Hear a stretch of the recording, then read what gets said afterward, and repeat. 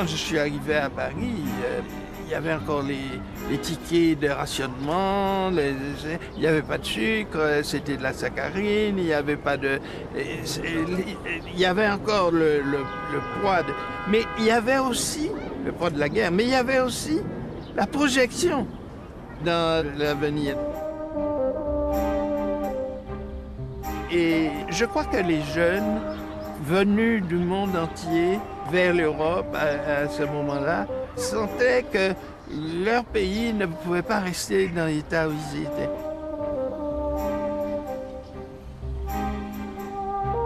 Et ça, c'est quelque chose qui était à l'origine des bouleversements, alors qui ont surgi, qui ont inspiré beaucoup de pays dans le monde en dehors de l'Europe.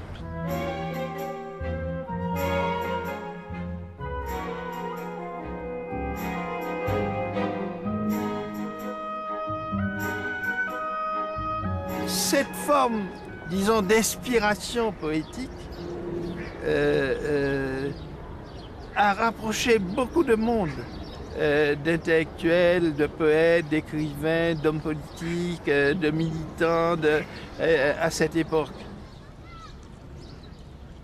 On disait que c'était à Londres et à Paris que, par exemple, les Noirs américains rencontraient les Africains, que les Antillais rencontraient les Noirs américains, que les Indochinois rencontraient les Africains, etc., etc., dans ces capitales des pays colonisateurs. Et ça, c'était une ébullition, un bouillonnement considérable dont on n'a pas encore, à mon avis, suffisamment mesuré l'importance.